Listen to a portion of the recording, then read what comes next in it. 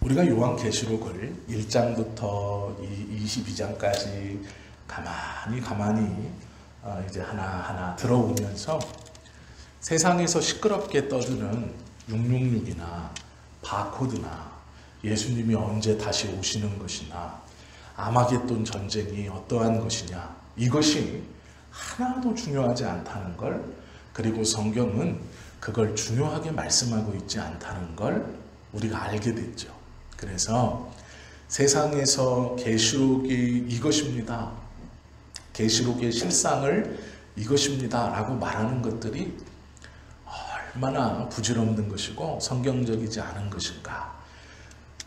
세상에서 주목하는 단어나 구절이 하나님께서 우리에게 말씀해 주시는 것과는 정말 거리가 멀다는 것, 그것을 우리가 새롭게 알게 되었죠. 오늘은 마지막 시간입니다. 그러면서 이 20절과 21절, 사실 이 20절과 21절은 하나의 구절이라고 봐도 무방합니다. 왜냐하면 같은 말을 두 번 써놓은 거예요. 그런데 문제가 뭐냐면 이 요한계시록을 지금 받고 있는 성도들, 즉 도미티아누스 로마의 황제에게 예수님을 구세주로 고백한다는 그 신앙으로 인하여 박해받고 고난받고 또 잡혀서 짐승의 먹이로 아니면 목이 잘리고 고문을 받고, 그 상황에서도 예수님을 그리스도로 붙들고 있고 하나님의 나라를 소망하는 그 나라에 대한 소망을 붙들고 그 핍박을 지금 받고 있는 1세기의 성도들에게 사도 요한이 반모섬에서 복음을 전하다가 잡혀 유배되어 있는 그 반모섬에서 이 요한이, 사도 요한이 본 하나님의 나라에 대한 이야기를 그 성도들에게 주고 있는 겁니다. 그러면 그 고통 가운데 있는 이 성도들이 요한이 보낸 이 놀라운 글들을 하나하나 읽고 이 요한계시록을 쭉 읽어가면서 그들의 마음속에 뭐가 싹터야 할까요? 희망과 소망이에요. 이 희망이 그들의 마음속에 이 계시록을 통해 풍성하게 밀려오는 것이죠. 결국 교회는 승리할 것이다. 우리 주님은 곧 다시 오실 것이다. 그러므로 나는 이 고통과 박해에 굴하지 않고 어서 오실 그 주님을 맞이할 준비를 하자. 즉 흔들리지 않고 믿음으로 이 고난의 현장에서 다시 손을 꽉 쥐고 이를 악물고 믿음으로 살아가자라는 거예요. 우리가 생각하는 것처럼 그 나라가 여기 있으니 어서 빨리 죽어 그 나라에 갑시다, 아니에요. 여기를 보니 마지막 날에는 세상에 어떤 것이 우리를 괴롭히는데 그것이 우리에게 다가왔으니 우리는 바코드를 받으면 안 되고 신용카드도 써서는 안 되고 666을 조심해야 되고 또 베리칩이라고 하니까 뭐 백신을 맞아서도 안 되고 우리 몸속에 뭘 심어서도 안 되고 스마트워치인 줄 알지만 워치가 여러분의 건강 상태, 생각 상태, 심리 상태, 이런 말도 안 되는 소리들, 이런 것들이 정말 아무것도 아니라는 것을 우리가 성경을 통해 알게 되었습니다. 분명하게 알아야 할 것은 요한계시록은요, 믿음으로 고난받고 있는 삶의 현장에 있는 성도들에게 주시는 하나님의 말씀이에요. 고난 가운데 살아가고 있는 성도들, 죽은 성도들에게 하신 말씀이 아니고 또 없는 성도들에게 하신 것도 아니에요. 미래의 성도들에게 하신 말씀도 아니에요. 그 고난의 현장에서 믿음을 붙들고 살고 있는 성도들, 내게 하신 말씀이에요. 우리도 마찬가지죠. 우리는 요한계시록을 처음 받았을 이 1세기의 성도들과는 약 2000년 차이가 나죠. 그러면 우리는 미래의 성도냐? 그렇지 않아요. 우리도 이 말씀을 믿음을 가지고 살아가고 있는 삶의 현장, 지금 받는 겁니다.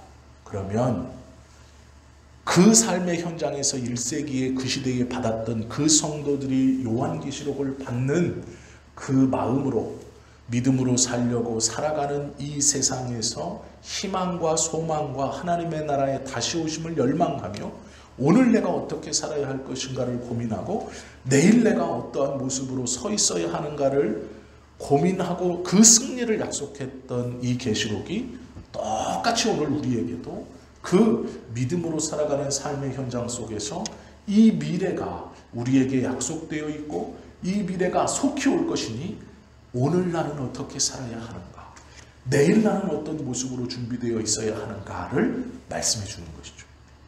다른 게 아니에요. 세상의 종말을 얘기해 준다거나 세상이 언제 끝나냐를 가르쳐 준다거나 예수님이 언제 오시는가를 숨은 말로 그런 거 아닙니다. 17세기 네덜란드 철학자인 스피노자가 이런 말 했어요. 다 들어보셨을 것인데 내일 지구가 멸망하더라도 오늘 한 그루의 사과나무를 심겠다. 이런 말을 했어요. 이게 뭔 말이냐? 몰라도 상관없습니다. 그런데 이 말씀에 빗대어서 오늘 이 성경을 좀 보면 너무 좋을 것 같아요. 오늘 성경의 말씀은 예수님이 이렇게 말하죠. 내가 진실로 속히 오리라. 지금 이 말을 듣는 요한은 같은 하나님의 나라 하늘에 있습니다. 그래서 눈으로 보고 있어요. 이 1장부터 되어진 모든 일들을 그 자리에서 생생하게 눈으로 보았습니다. 그리고 요한이 몰라서 마음 아파했던 그 두루마리가 무엇인지 그 내용이 무엇인지를 예수님을 통해 다 이해했어요. 그리고 나서 그 예수님이 마지막에 뭐라 그러시냐면 요한은 지금 하늘에 있는데 요한의 육신은 어디 있어요? 반모섬에 있죠. 그러니 이 요한에게 뭐라고 그러시냐면 내가 속히 오겠다. 이 땅에 오겠다라는 말씀이죠. 그 말씀을 예수님이 했어요. 이 예수님께서 그 말씀을 하셨더니 요한이 그 자리에서 뭐라 그러냐. 아멘. 주 예수여 오시옵소서. 즉 밑에서 오시옵소서라고 이제 화답을 한 거죠. 내가 속히 가겠다 하니 아멘 주 예수여 오시옵소서라고 화답을 했어요. 이 오시옵소서, 이 오시옵소서라는 말이 되게 중요한 말인데요. 오시옵소서라는 말이 그냥 불특정 다수에게 어느 날 부잣집에서 문을 열고 아무나 오세요. 잔치가 열렸습니다. 오늘 우리 집에 아주 좋은 일이 있으니까 아무나 오셔서 저녁 드시고 가세요 하고 문을 활짝 열어놓는 아무나 오세요 이런 의미가 아니에요. 여기서 요한이 오시옵소서 하신 건 먼저 뭐가 있었어요? 예수님께서 내가 가겠다라는 게 있었어요. 즉 여기서의 오시옵소서는 예수님의 말씀을 받아서 응답하는 거예요. 이게 오시옵소서거든요. 아무나 뭐 오시옵소서 이 말이 아니고 예수님이 먼저 내가 속히 가리라 하니까 요한이 오시옵소서 이거예요. 이 오시옵소서라는 말은 아람어 마라나타를 해석한 말이에요. 아람어로 이 오시옵소서를 마라나타 이렇게 불러 들어봤죠. 그래서 우리가 마라나타 예수님 이 말이 뭐냐? 아람어로 마라나타가 우리말로 번역하면 오시옵소서라는 말이에요. 그러면 주 예수여 마라나타 이 말이거든요. 그래서 아람어인 마라나타를 오시옵소서라고 번역시켜 놨어요. 그리고 중요한 말이 하나 더 붙어요. 21절인데요. 주 예수의 은혜가 모든 자들에게 있을지어다. 아멘. 이렇게 끝내요. 이 이유가 있습니다. 잘 우리가 이것을 한 절 한 절 좀 볼게요. 마라나타라는 말은 응답에 대한 하나님의 예수님의 말씀이 먼저 있은 내가 가겠다라는 즉 오신다라고 하는 말을 듣고 오시옵소서라는 것이 마라나타예요. 그러면 예수님 오시옵소서 그냥 일방적으로 예수님은 침묵하고 있는데 내가 예수님 오시옵소서 환영합니다. 우리는 이럴 때 많잖아요. 우리가 그렇게 기도할 때 있어요. 성령님 나에게 충만으로 임해 주십시오. 근데 문제가 뭐냐면 앞에 성령님의 말씀이 없었어요. 없었고 성령님께서 내가 너에게 임하겠다, 속히 임하겠다 말씀이 없었는데 우리는 기도할 때 이렇게 기도할 때 많죠. 성령님 나에게 임하시옵소서. 성령님 내게 와 주시옵소서. 이것은 내가 마음을 열었으니 오십시오 이런 말이었는데 이쪽에서는 없었어. 먼저 말이. 그런데 이 마라나타 오시옵소서라는 단어는 먼저 가겠다라는 게 있었고 그거에 대한 응답이에요. 이게 왜 중요하냐. 그러면 먼저 저분이 저쪽에서 오겠다, 방문하겠다, 나한테 오겠다라고 얘기했고 내가 약속을 잡았어. 그런데 그 약속이 뭐냐면 이런 말이에요. 내가 속히 가리라 이렇게 말하고 있어요. 속히 오리라. 그러니까 오신다는 게 금방 오신다는 거예요. 그러면 A, B, A라는 높은 분이 나에게 내가 뭐 최대한 빠른 시간 내에 너네 집에 갈게 이렇게 얘기했어요. 그러면 B가 아, 네 알겠습니다 하면 그때부터 이 B는 어떻게 될까요? 바빠져요. 바빠져. 언제 올지는 모르겠지만 속히 오신다고 했어요. 그러면 그분이 오시는 나의 자리 거기를 깨끗하게 해야 되겠죠. 손님을 맞이할 준비를 깨끗하게 해야 돼요. 이거는 정신 놓고 있을 새가 없어요. 왜냐하면 그 높으신 분이 속히 오리라. 속히 빨리 온다는 거예요. 그러면 유대인 3일 안에 올 수도 있어요. 속히 오리라 라는 말이. 그러면 바쁘죠. 치워야죠. 음식 준비해야죠. 맞이할 준비해야죠. 영접할 준비해요. 이게 뭐예요? 열기예요. 뜨거움, 부지런함, 열심. 이 약속을 받아서 마라나타 한 사람은 이 마라나타에 열심히 있어야 돼요.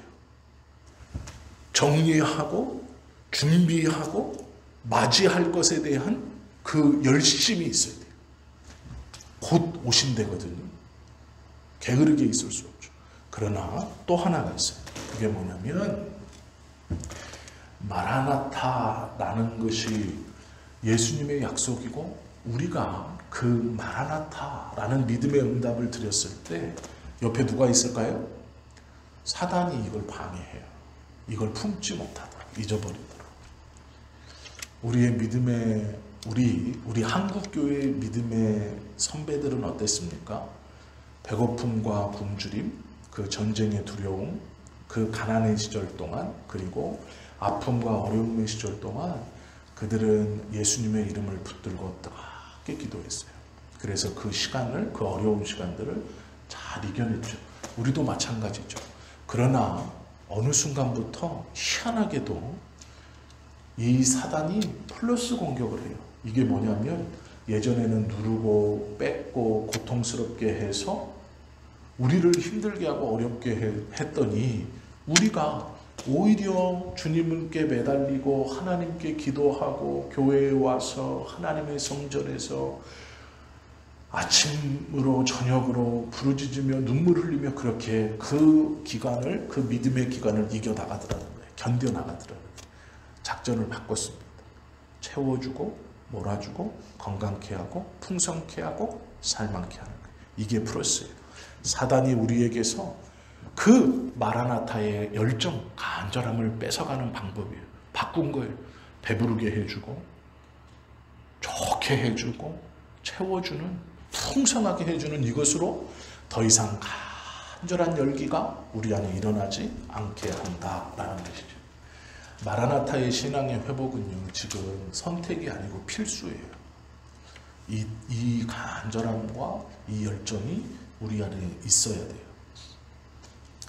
이 마라나타의 신앙, 주 예수여 오시옵소서가 다른 점은 먼저 예수님이 내가 속히 오리라 하시는 그것의 응답이라고 말씀드렸어요. 아멘, 주 예수여 어서 오시옵소서. 이 말인데 이것이 어떻게 이루어지느냐.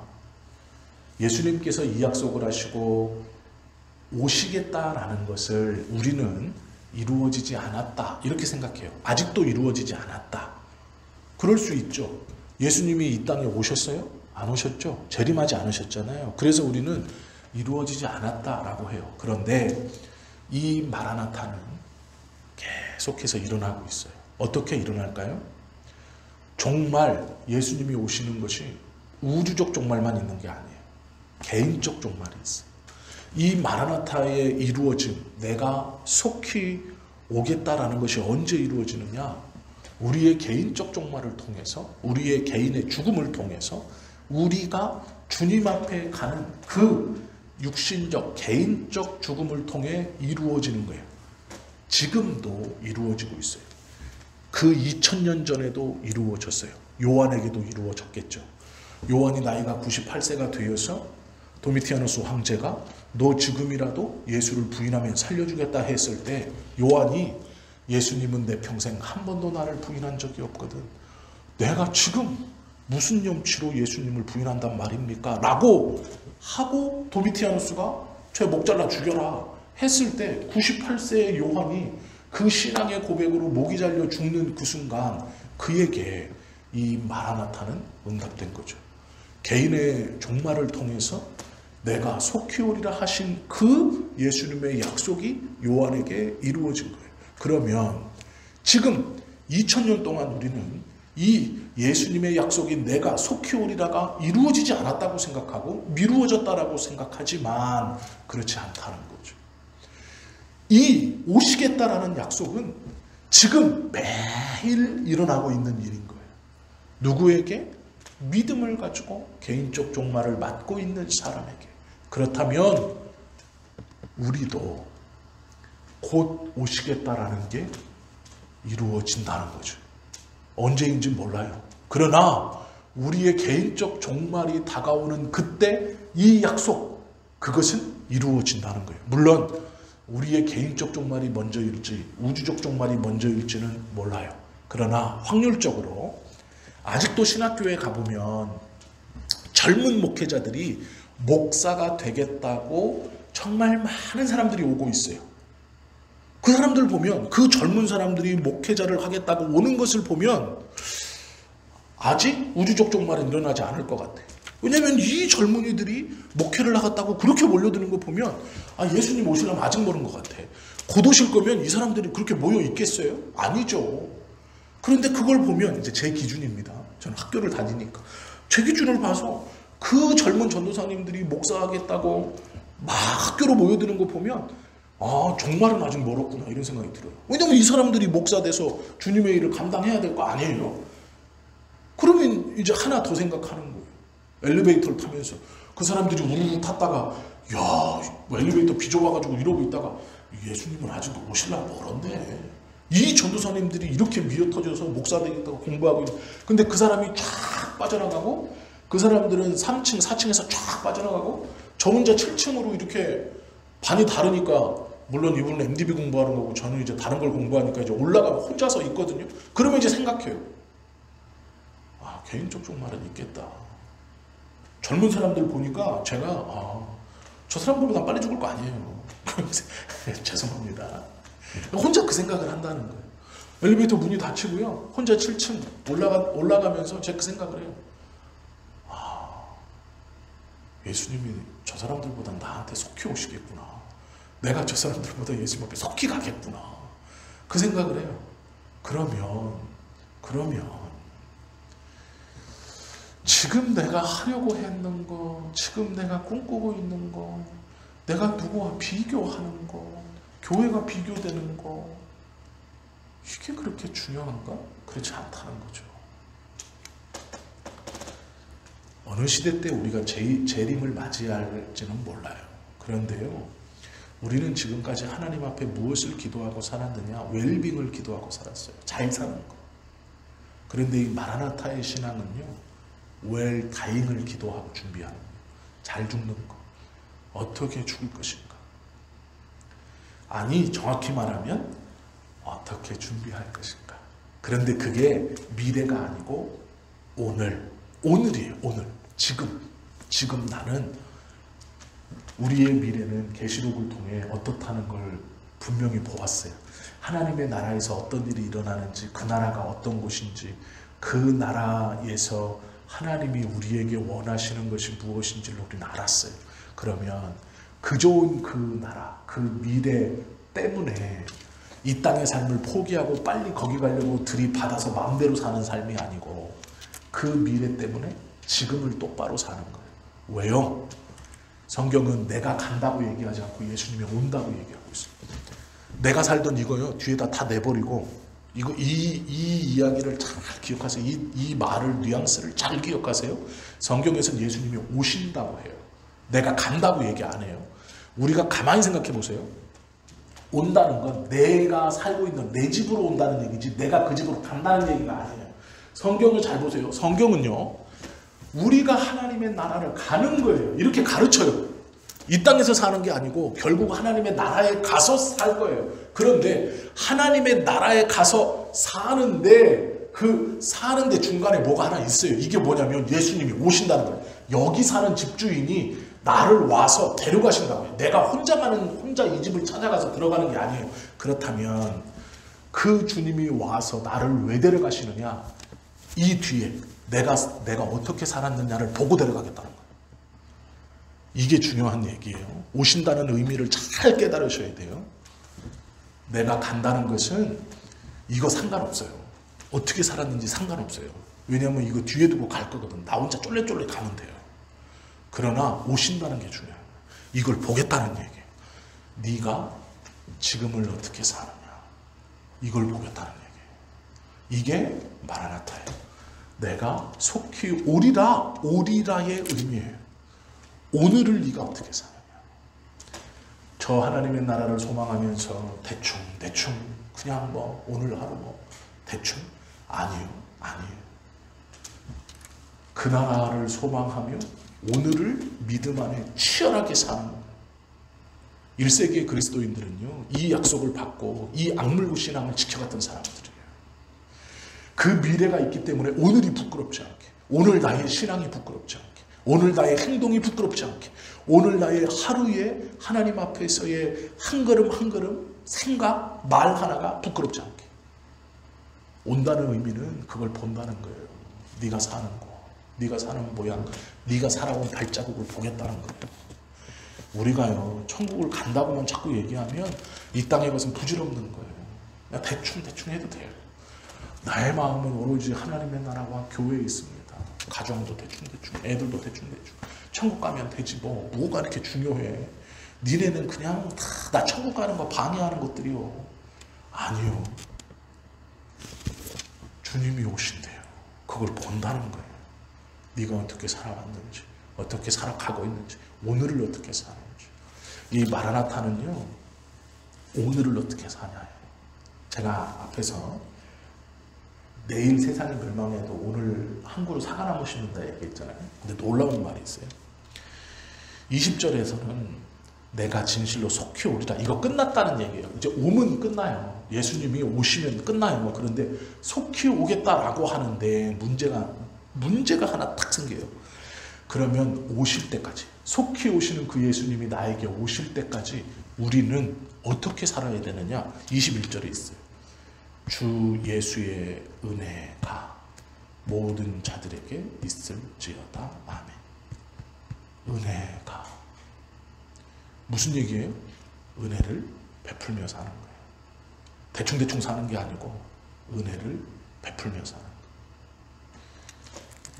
은혜를 베풀 수 있는 사람은 그 안에 은혜가 있는 사람이에요. 그러면 잘 보세요. 20절에서 요한이 이렇게 고백해요. 이것들을 증언하시니까. 요한이 지금 하나님의 나라에 가서 1장부터 22장 앞에 19절까지 보았던 모든 것들이 증언이에요. 이게 요한에게 은혜예요. 거기에서는 믿는 자의 승리가 약속되었고 하나님의 나라가 약속되었고 그 처절하게 믿음 안에 기도하면서 그리고 바벨론 그 음녀가 유혹하고 그걸 이기면서 하나님의 새 나라와 새로운 땅들을 소망하며 나아가는 믿음의 사람들이 결국 하나님의 나라에서 하나님과 사는 이 모든 증언들을 요한은 은혜로 받았어요. 그리고 예수님이 오신다는 그 약속을 받고 요한이 하는 얘기가 뭐냐면 그가 주님이 오시기까지 모든 이에게 은혜를 베풀며 기다려라, 이 말이에요. 은혜로운 삶. 이 말을 할 수 있는 이유는요, 요한의 마음에 은혜가 있었기 때문이에요. 6월의 마음의 은혜가, 우리가 다른 사람에게 은혜를 베풀 수 있는 이유는 내 마음에 은혜가 있을 때, 내 마음에 은혜가 없으면 은혜를 베풀 수 없어요. 내 마음에 은혜가 없으면 어떤 일이 벌어지느냐? 비판만 해요. 비판. 비난만 해요. 비난. 비판도 아니고 비난. 어떻게든 흠을 잡아서 깎아내리고 누르고 막 아래로 막 내려야 돼. 비난. 우리 안에 은혜가 없으면요, 비난하는 사람이에요. 우리 교회는 뭐가 문제야? 우리 목사님은 뭐가 문제야? 저 집사는 뭐가 문제야? 저 장로는 뭐가 문제야? 저 사람은 뭐가 문제야? 저 성도는 뭐가 문제야? 우리 교회 의자는 뭐가 문제야? 우리 교회 점심은 뭐가 문제야? 우리 교회 강사님은 뭐가 문제야? 이렇게 되는 거예요. 내 안에 은혜가 없으면요, 비난만 하는 거예요. 약점만 잡아서 그것만 계속 얘기하는 거예요. 우리 안에 은혜가 없을 때 그렇게 돼요. 마라나타의 신앙은 너무 귀한 것인데, 이 마라나타의 신앙을 어떻게 살아가야 하느냐? 은혜를 베풀며 사는 거예요.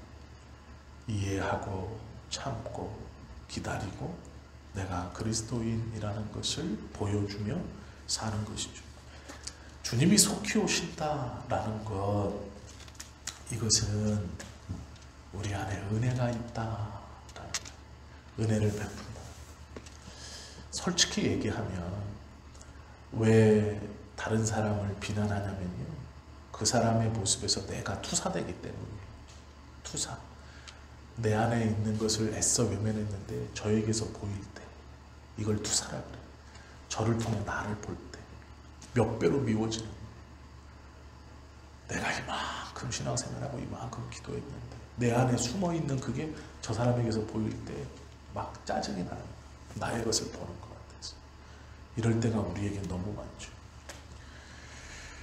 은혜가 있다는 것은 내가 내 안에 그것을 채우는 게 아니고요, 모든 증언이, 성경을 통해 우리에게 주시는 모든 증언이, 신앙생활을 통해 하나님께서 우리에게 주셨던 모든 은혜와 인도와 지금까지 베풀어 주셨던 그것이 우리에게 증언, 하나님이 믿음을, 나로 믿음을 강하게 하시려고 주시는 모든 것, 내가 하나님을 믿으며 지금까지 경험했던 그 모든 순간들이 그냥 흘러가 버리는 것이 아니라 증언, 분명히 있었던 일, 경험했던 일, 눈으로 봤던 일을 증언, 법원 앞에서 효력 있는 것으로 말하는 그 증언으로 우리가 받을 때 우리의 신앙의 모든 하루하루에 일어났던 그 모든 것들을 하나님이 은혜로 나에게 주셨다는 것을 증언으로 우리가 받을 때 우리의 삶에서 하나님의 베푸신 은혜가 무엇인지를 내가 먼저 담게 되고 그 은혜로 남에게 주님이 오시는 그날까지 은혜를 베풀며 살 수 있게 된다라는 것이죠. 이것이 계시록의 마지막이에요.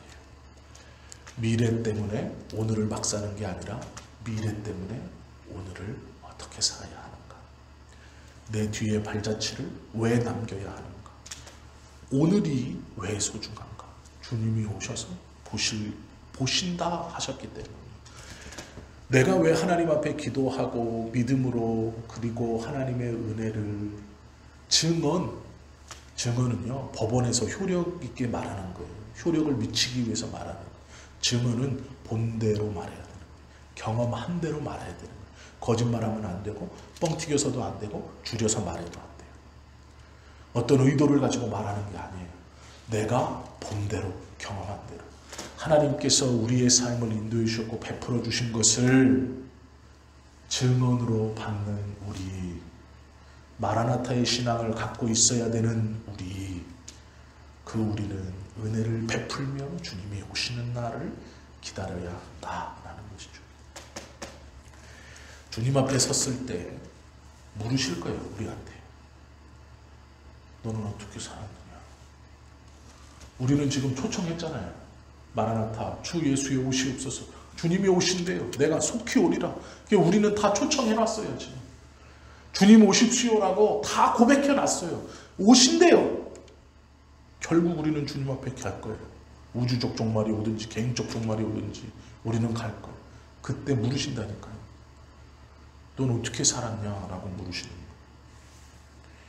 거예요. 은혜로 살았냐? 은혜로 살리는 삶을 살았냐? 은혜 없이 비판하고 비난하는 삶을 살았냐? 이거 어떻게 대답할 거예요? 그 주님 앞에서 뭐라고 대답하실까요? 거짓말을 할 수 없어요. 왜요? 다 보시니까요. 어떻게 살았나 보신대요. 내가 속히 와서 네 발자국 볼 거야. 네가 어떻게 살아왔는지, 네가 어떤 마음으로 하나님의 은혜를 붙들고 왔는지, 어떻게 고백했는지. 우리의 대답이 무엇인가? 그 주님 앞에 대답할 수 있도록 은혜를 베풀고 은혜를 심으며 살아야 돼요. 내일 주님이 오셔도 그래서 오늘 우리는 은혜를 베풀고 은혜를 심어야 돼요. 그것이 계시록 22장 20절 21절의 말씀이에요. 그리고 성경을 닫아요. 결국 계시록은 뭐예요? 오늘을 어떻게 살아가느냐. 우리의 오늘은 은혜를 베풀며 오실 주님을 맞이하며 사는 것. 이것이 성경의 제일 마지막에 있는 계시록의 마지막 말씀. 오늘을 어떻게 살 것인가 라는 것. 미래의 허무맹랑한 것 꿈꾸고 그것에 다 걸고 오늘 개판으로 살고 막살 절대 아니에요. 미래가 그러니 너는 오늘을 어떻게 살 것이냐 라는 말씀. 적어도 오늘 우리는 감사하게도 예배 자리에 나와 있고 기도의 자리에 나와 있어요. 말씀을 함께 나누는 자리에 적어도 오늘은 우리가 나와 있네요. 그렇다면 오늘의 우리의 기도는 참 감사하게도 하나님 무엇을 해주십시오, 무엇이 안 일어납니다, 이게 아니라 오늘은 적어도 내가 하나님의 말씀을 들을 수 있는 자리, 찬송할 수 있는 자리, 하나님의 말씀을 증언으로 받아 감사하다고 고백할 수 있는 지금 이 자리에 있는 것이 얼마나 큰 은혜요 복인가, 어떤 고백을 할 수 있는지를 우리가 알 수 있는 것이죠. 그래서 이 귀하고 복된 시간을 우리가 누리는 것이죠. 적어도 오늘 우리는 대답할 말이 있어요. 오늘은 적어도. 내일은 제가 어떻게 살지 모르겠어요. 저도 그렇고 우리 성도님도. 근데 오늘은 우리가 대답할 말이 있어요. 하나님, 적어도 오늘은 하나님의 말씀을 듣는 자리에 제가 있었습니다. 하나님께 기도할 수 있고 함께 찬양하는 자리에 제가 있었습니다. 그렇게 기도할 수 있다라는 것이죠. 이 기도가 끊임없이 매일 고백되어져야 합니다.